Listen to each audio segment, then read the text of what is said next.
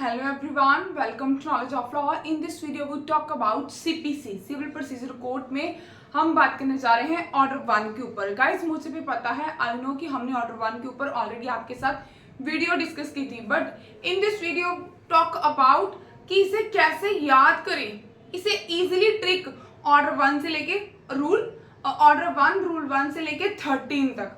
तो गाइस इसमें हमें कुछ नहीं करना, जस्ट हमें एक स्टोरी को सुनना है, सिर्फ आराम से हमें देखना है. ठीक, तो now let's start guys. First of all देखते हैं ऑर्डर 1 जो है ये डील करता है parties of suit. Parties of suit का मीनिंग होता है जब भी कोई पर्सन सिविल नेचर का जो मैटर होता है उसे फाइल करता है, तो गाइस उसके लिए कौन कौन सी पार्टी बन सकती है, कौन कौन सी पार्टी नहीं बन सकती, क्या उसमें प्रोविजन है, ये मेंशन किया गया है हमारे ऑर्डर 1 में.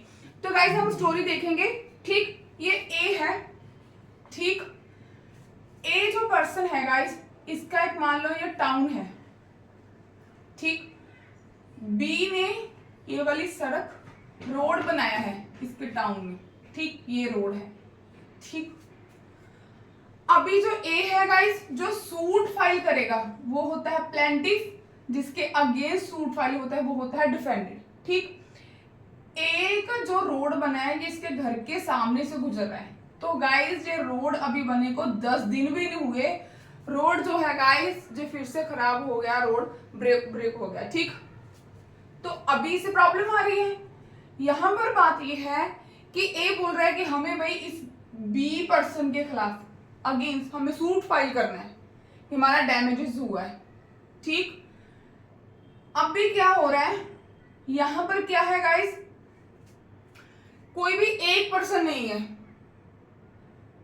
जो कॉज ऑफ एक्शन हुआ है, यहाँ पर 1 एंड मोर पर्सन का हुआ है. ठीक, तो उसमें क्या है गाइस, इसमें क्या है, इस टाउन के बहुत सारे पर्सन जो है वो भी चाहते हैं कि हम बी के अगेंस्ट सूट फाइल करें. तो गाइस क्या कर रहे हैं, इन लोगों ने एज ए पार्टी बन गए, ये भी बोल रहे हैं कि हमें भाई सूट फाइल करना है बी के अगेंस्ट. बी ने जो रोड है वो अच्छे से नहीं बनाई, कौन सा कॉन्ट्रैक्टर है, हम अब जो भी हमारा टाउन है उसके एमसी को बोलते हैं या क्या है. तो ये लोग बोल रहे हैं पार्टी बनाने को, सॉरी सूट फाइल करने को. जब ये सूट फाइल कर रहे हैं तो गाइस यहाँ पर ए बोल रहा है कि आप टेंशन मत लो, हम एक ही सूट फाइल करेंगे तो उसमें हम सब लोग पार्टी बन जाएंगे. ठीक, ये ज्वाइंट पार्टी बन गए. ठीक, तो ये एक ही सूट में ये सारे के सारे जो लोग थे 20-25 जब 50 लोग ये एज ए पार्टी बन गए. ये क्या है, ज्वाइंटर ऑफ प्लेंटिफ.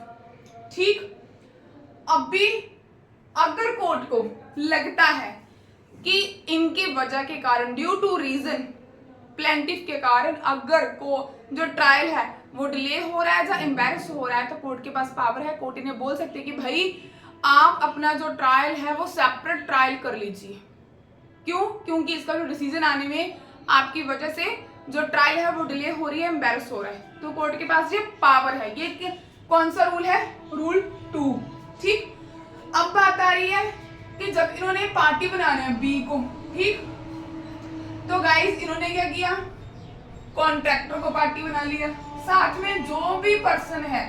ठीक, जिन भी पर्सन ने, कोई इंजीनियर था जब कोई भी काम कर रहे थे जिसमें लुक वगैरह डाली, जो भी जितने भी इसमें पर्सन थे, इन्होंने सब पर्सन को एक ही सूट में पार्टी बना लिया.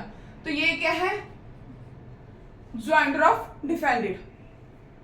ठीक, रूल नंबर 3.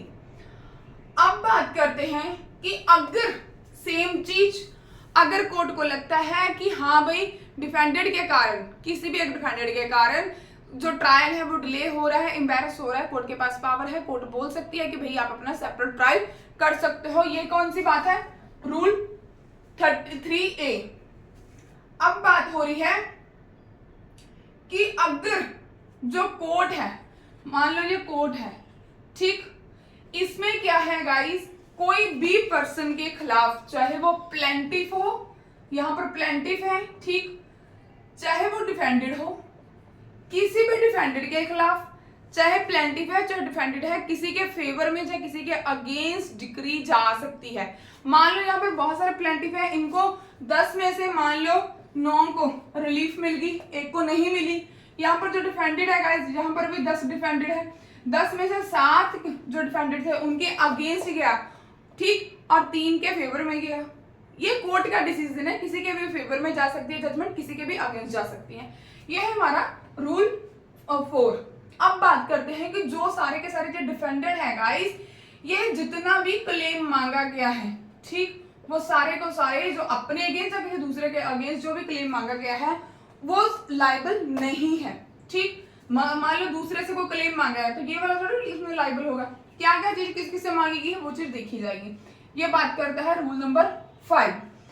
अब बात करते हैं कि जब एक कोई सूट है उसमें 1 एंड मोर प्लेंटिफ है, तो गाइस क्या वो एक ही सूट में कॉन्ट्रैक्ट हो गया, breach of contract, bill of exchange, promissory note, जहां हुंडी में लाइबल हो सकते हैं। तो ये डिपेंड करता है पार्टीज के ऊपर कि अगर वो चाहते हैं सेवरल सूट भी कर सकते हैं एंड सिंगल ज्वाइंट सूट भी कर सकते हैं। ठीक, अब बात करते हैं कि अगर जो प्लेंटिफ है, ठीक, इसे लग रहा है कि भाई मुझे यहाँ पर इसका नाम ऐड ऑन करना था, मान लो ए का, बी का, सी का, डी का नाम करना था, इसे यहाँ पर डाउट है कि गाइस जो ई पर्सन है ये भी कॉन्ट्रैक्टर था, यहाँ पर कॉन्ट्रैक्टर कौन है, सी, इसे लगता है कि जो ई पर्सन है वो भी कॉन्ट्रैक्टर था, में भी वो भी आता था, शायद वो सुपरवाइजर था।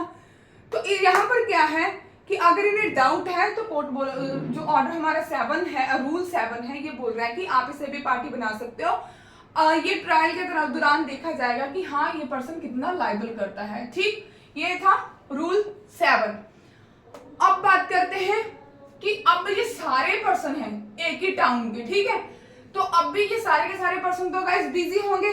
ठीक, ये क्या बोल रहे हैं कि भाई हम ऐसे करते हैं कि किसी एक पर्सन को, मान लो पी पर्सन को हो जो है ये थोड़ा भाई बिजी कम रहता है, इसके पास टाइम है, ये कोर्ट में जा सकता है, तो इसे हम एज ए रिप्रेजेंट करने के लिए इसे अथॉरिटी देते हैं कि ये कोर्ट में जाकर हम सबके बिहाफ के ऊपर कोर्ट में जाएगा एंड हम सबके बिहाफ के ऊपर जो सूट है उसे रिप्रेजेंट करेगा। ये प्लेंटिफ एंड डिफेंडेड दोनों के ऊपर एप्लीकेबल होता है रूल 8।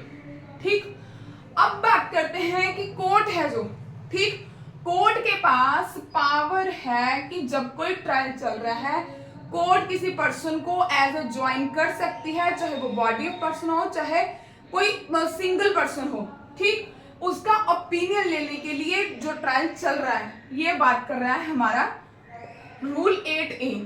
अब बात हो रही है कि भाई जो प्लेंटिफ थे इन्होंने मान लो इस कॉन्ट्रैक्टर जो मेन था इसे तो पार्टी नहीं बनाया, बाकी सबको पार्टी बना दिया।